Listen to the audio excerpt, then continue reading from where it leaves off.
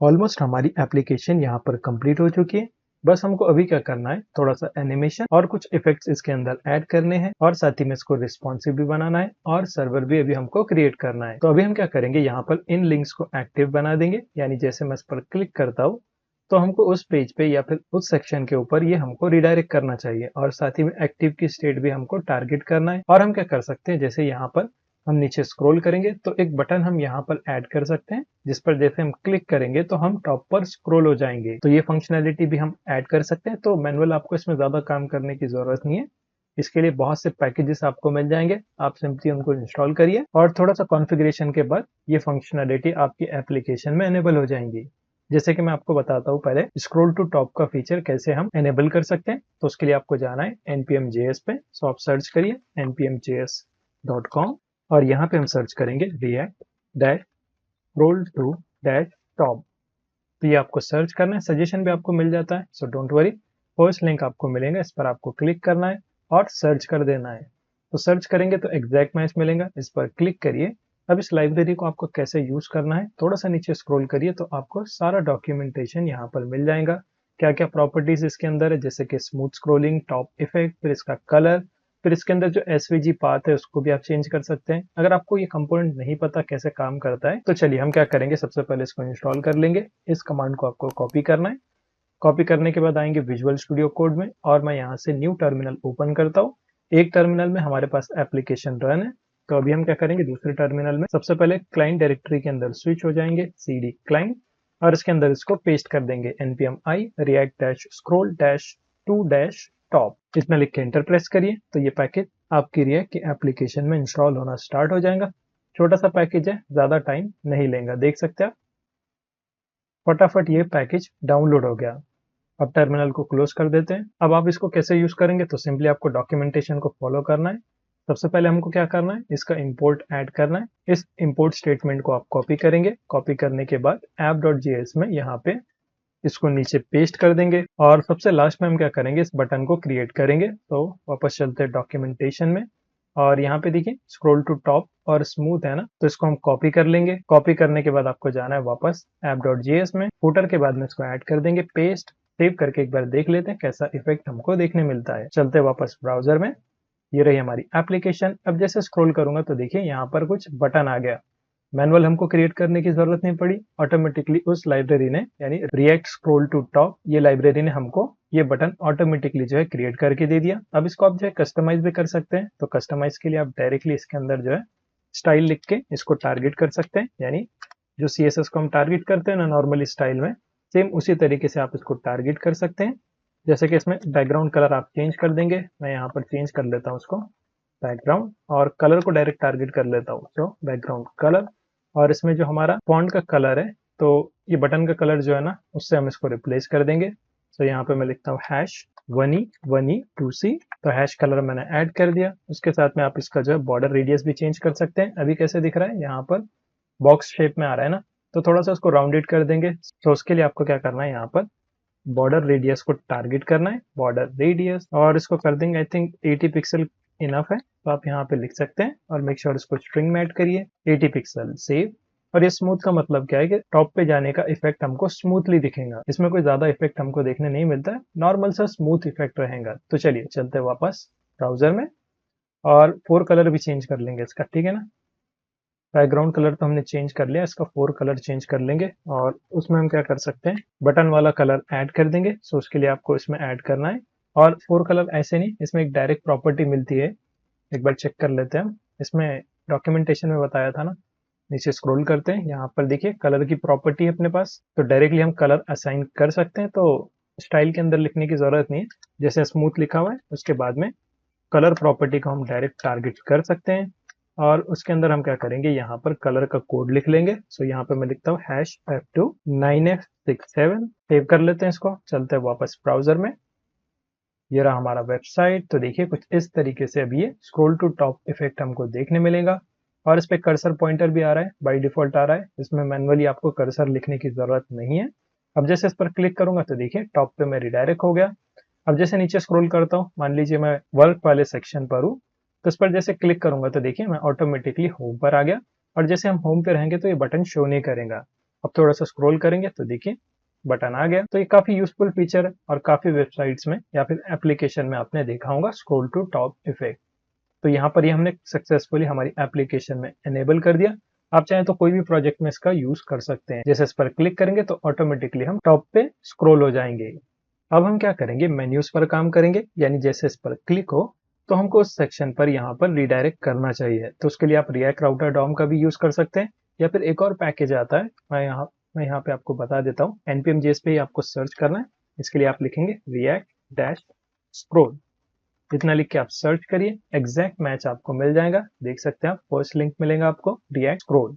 इस पर क्लिक करिए तो इसमें हमको क्या है, स्क्रॉल इफेक्ट देखने मिलता है। अब इसको कैसे यूज करेंगे, इसका डॉक्यूमेंटेशन भी आप देख सकते हैं। मैं डायरेक्टली आपको इसको यूज करके बता देता हूँ आप कैसे इसको यूज करेंगे। तो यहाँ पर एक एग्जांपल भी है, देख सकते हैं आप, काफी बड़ा एग्जांपल है और बहुत सारे डिफरेंट वेज है इसको यूज करने के। तो आप अपने हिसाब से भी चेकआउट कर सकते हैं और काफी प्रॉपर्टीज है इसके अंदर। सो मेक श्योर आप इसको एक्सप्लोर करिए। फर्स्ट ऑफ ऑल आप क्या करेंगे, इसको इंस्टॉल करेंगे। तो npm i react dash scroll ये कमांड आपको कॉपी करना है। उसके बाद अगेन टर्मिनल यहाँ से ओपन कर लेंगे और क्लाइंट डायरेक्टरी के अंदर में स्विच हो जाता हूँ, cd क्लाइंट, और इसके अंदर इसको पेस्ट कर देंगे npm i react dash scroll, इतना लिख के एंटर प्रेस करिए।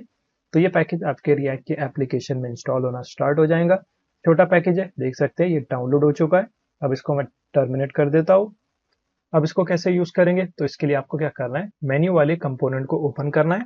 तो यहाँ से मैं मेन्यू पेज को ओपन कर लेता हूँ जिसमें हमने सारे मेन्यूज को बना के रखा है।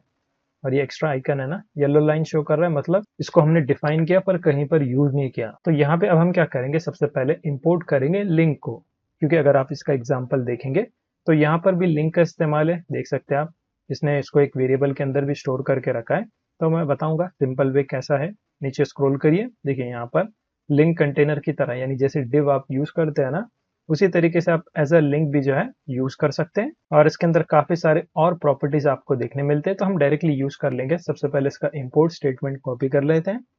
आप चाहे तो डायरेक्टली भी सारी चीजें इंपोर्ट कर सकते हैं, लेकिन हम स्पेसिफिक लिंक को इंपोर्ट करेंगे। सो यहाँ से आप इतना कॉपी करिए, एक्स्ट्रा जो भी है वो रिमूव कर लेंगे। सो यहाँ पे आप क्या करें, टॉप पे CSS के बाद में इसको इंपोर्ट कर दें।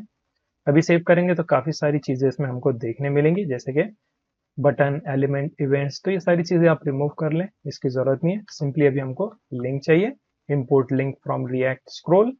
और इसके बाद में हम क्या करेंगे, लिंक को टारगेट करेंगे। कैसे टारगेट करेंगे, देखिए हमने क्या किया था, इमेज के बाद में यहाँ पर एक दूसरा डिव बनाया था nav आइटम्स के नाम से।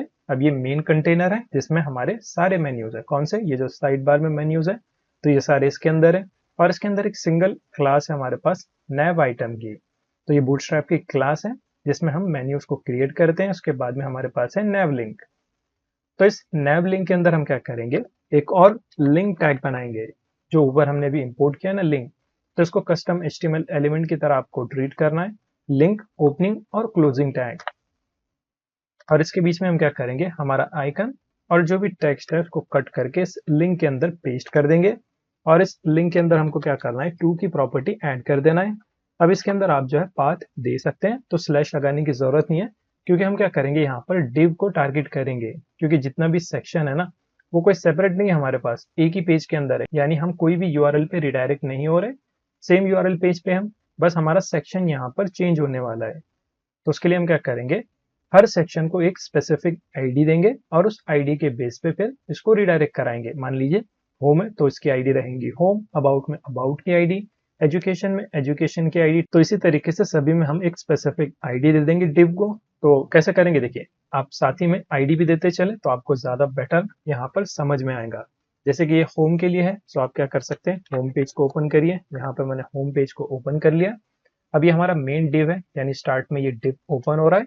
इसमें हम क्या करेंगे, आईडी का एट्रीब्यूट पास करा देंगे, आईडी, और इसके अंदर मैं लिख लेता हूँ होम। तो ये आईडी के बेस पे हम क्या कर सकते हैं, इसको रिडायरेक्ट कर सकते हैं। तो इस आईडी को आप क्या करेंगे, इस लिंक के टू की प्रॉपर्टी के अंदर पास करा देंगे। तो यहाँ पर मैंने इसको पास करा दिया। अब इसके साथ में बहुत से और एट्रीब्यूट्स हमको देखने मिलते हैं जिनका हम यूज कर सकते हैं। क्या काम करते हैं, कुछ माइनर सा इफेक्ट हमको इसमें देखने मिलता है, ज्यादा कुछ स्पेसिफिक नहीं है। क्योंकि अगर आप इसका डॉक्यूमेंटेशन देखेंगे तो यहाँ पर भी बहुत सी चीजें यूज की हुई है, देख सकते हैं आप। नीचे मैं स्क्रॉल करके बता देता हूँ। इसमें देखिए एक्टिव क्लास है, फिर उसके बाद में टू में हमने आईडी पास करा दी। उसके बाद में स्पाई है। अब स्पाई क्या काम करता है, नीचे आप स्क्रॉल करिए। इसमें क्या है, मेन मेक लाइन सेलेक्टेड, सो इसमें एक लाइन इफेक्ट हमको देखने मिलता है स्पाई के अंदर। और क्या चीज़ है, इसमें बहुत सारी चीज़ें हैं, जैसे कि वन बाय वन देखेंगे हम। स्मूथ इफेक्ट, तो ये तो स्मूथ नॉर्मल यानी अच्छे से इफेक्ट आपका दिखाई देगा। फिर ऑफसेट इसमें ऐड कर सकता है, ड्यूरेशन भी आप इसमें सेट कर सकते हैं। और बस इतना काफ़ी है आई थिंक। ये तीनों चीज़ें हम देख लेंगे। चलते वापस होम के बाद में हम क्या करेंगे, यहाँ पर स्पाई ऐड कर देंगे। तो सजेशन भी आपको मिलता रहेगा। आप क्या करें, यहाँ पर सिंपली इसको ट्रू कर लें। उसके बाद में इसमें जो इफेक्ट है उसको हम कर देंगे स्मूथ।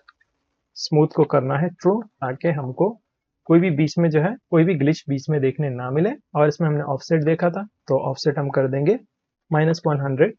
इतना काफी है। और ड्यूरेशन हम इसमें ऐड कर देंगे, ड्यूरेशन 100। कुछ ही मिली सेकेंड में काम करेगा। इसको थोड़ा सा मिनिमाइज कर देते हैं, तो ये कुछ इस तरीके से दिखाई देगा। सेव कर लेते हैं इसको। तो यहाँ पर हमने फर्स्ट लिंक हमारा बना दिया।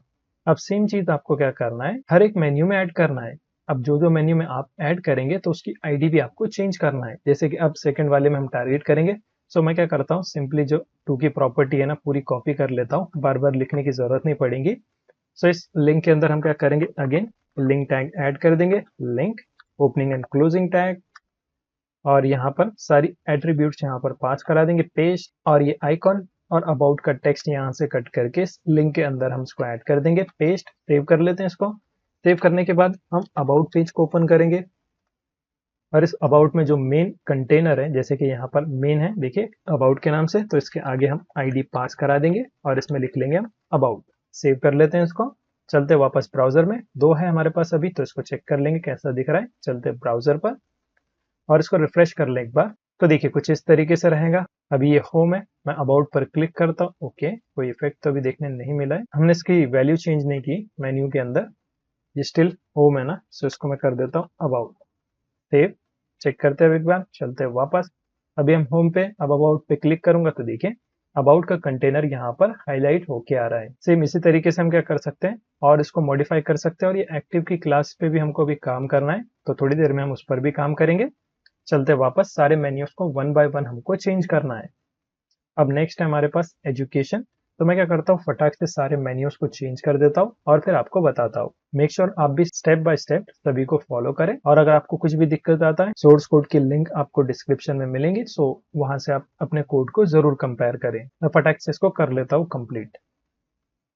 तो यहाँ पर सभी में मैंने लिंक को ऐड कर दिया है, देख सकते हैं आप। कॉन्टैक्ट तक मैंने यहाँ पर लिंक को ऐड कर दिया।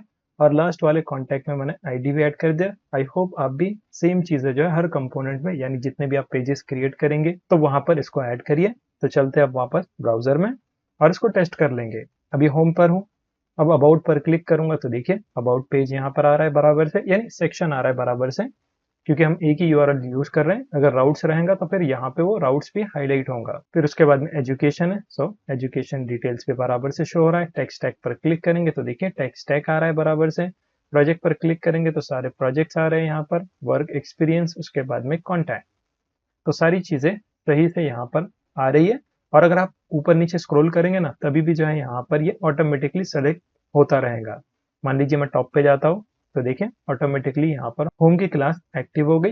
नीचे स्क्रॉल करूंगा तो देखिए अबाउट कंटेनर आ गया, तो अबाउट की क्लास यहाँ पर एक्टिव हो गई। सेम उसी तरीके से एजुकेशन पर हूँ तो एजुकेशन एक्टिव हो जाएगा। तो इसी तरीके से जितना भी आप मेन्यूज यहाँ पर ऐड करेंगे ना, तो वो ऑटोमेटिकली यहाँ पर सेलेक्ट होता रहेगा। अब इसको थोड़ा सा टारगेट कर देंगे हम। तो टारगेट आप इसको CSS में कर सकते हैं।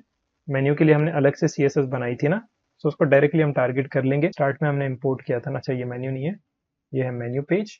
टॉप पे चलता हूँ और इसमें हमारे पास मेन्यू CSS, तो इसको ओपन कर लेता हूँ। और नीचे हम क्या करेंगे, इसको टारगेट करेंगे। ये है नैप लिंक और इसके अंदर एक्टिव की क्लास, सो डॉट एक्टिव। और इसमें हम क्या करेंगे, इसका कलर चेंज कर लेंगे। सो यहाँ पे मैं लिखता हूँ कलर। फॉन्ट कलर हम कर देंगे, ये सेम कलर मैं यूज कर लेता हूँ यहाँ पे, ऑरेंज टाइप जो अभी हमने यूज किया था ना, सेम इसी के साथ में मैं जाता हूँ। तो पेस्ट। और इसके बाद में मैं बॉर्डर लेफ्ट दे देता हूँ यहाँ से। सो आप लिखेंगे border left of 5 pixel solid. और सेम कलर यूज कर लेता हूँ मैं। और उसके बाद में पैडिंग लेफ्ट भी दे देता हूँ, ताकि थोड़ा सा स्पेस भी हमको मिले। तो पैडिंग लेफ्ट ऑफ 5 पिक्सल या फिर 10 पिक्सल कर देते हैं, ठीक है। ज़्यादा स्पेस तो नहीं लेगा, बट थोड़ा सा इफेक्ट हमको इसमें देखने मिलेगा। और ये लाइनिंग भी शो कर रहा था ना, तो टेक्स्ट डेकोरेशन आप इसमें कर ले। नन। तो अंडरलाइन का इफेक्ट भी यहाँ से चला जाएगा। चलते वापस ब्राउजर में, तो देखिए कुछ इस तरीके से ये सेलेक्ट होके अभी हमको देखने मिलेगा। अगर मैं स्क्रॉल करता हूँ तो देखिए काफी अच्छा इफेक्ट हमको यहाँ पर देखने मिल रहा है। सेम चीज अगर मैं यहाँ पर इसको मिनिमाइज कर देता हूँ, अब यहाँ पर कुछ भी इफेक्ट देखने नहीं मिल रहा है मेन्यूज का। क्यों? क्योंकि देखिए हमने जो है अभी मेन मेन्यू में इसको अप्लाई किया, यानी मेन्यू के अंदर हमने दो मेन्यूज बनाए थे। एक पे हमने टॉगल ट्रू की कंडीशन रखी थी और अब फॉल्स के अंदर हमारे पास सिर्फ आइकन्स है।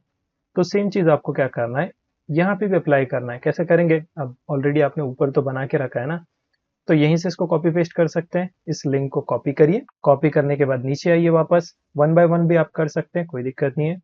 यहाँ पर FC होम है ना, इसके बदले पेस्ट कर देंगे और यहाँ से टेक्स्ट को रिमूव करना है सिर्फ। सेव। इसी तरीके से अबाउट वाला भी हम कॉपी पेस्ट कर लेंगे। सो लिंक कॉपी, कॉपी करने के बाद आएंगे नीचे वापस और ये रहा अबाउट का आइकन। सो इसको कट कर देंगे और यहाँ पे इसके अंदर इसको पेस्ट कर देंगे और अबाउट का जो लिखा हुआ टेक्स्ट है इसको रिमूव कर लेंगे। सेव। चेक कर लेते हैं एक बार कैसा दिख रहा है। चलते हैं वापस ब्राउजर में, तो देखिए नीचे स्क्रॉल करेंगे तो यहाँ पर भी मेन्यूज बराबर से सेलेक्ट हो रहे हैं। तो परफेक्टली ये काम कर रहा है। मेक श्योर सभी में आप वन बाय वन इसको अप्लाई करिए। अबाउट के बाद में हमारे पास था एजुकेशन, सो इसको भी मैं कॉपी कर लेता हूँ। कॉपी, नीचे आएंगे वापस, इसको कट करके पेस्ट, एजुकेशन को रिमूव कर लेंगे। सेव। चेक करते रहें आप साथ में ये इफेक्ट मिलता है या नहीं। तो देखिए बराबर से इफेक्ट भी हमको देखने मिल रहा है। सो मेक श्योर आप सभी में ये चीजें ऐड करें। मैं पूरे में नहीं बताने वाला, अब फटाक से मैं बाकी में भी कर लेता और डायरेक्ट आपको आउटपुट बताता हूँ। तो यहाँ पर सभी में मैंने लिंक को ऐड कर दिया है। चेक करते हैं, नीचे स्क्रॉल करता हूँ तो देखिए सभी में हमको इफेक्ट यहाँ पर आइकन वाले पार्ट में भी दिखाई दे रहा है, देख सकते हैं आप। और यहाँ पर अगर आप कहीं पर भी क्लिक करेंगे तो ये एक्टिव है, यानी इसमें राउटिंग भी बराबर से काम कर रही है, देख सकते हैं आप।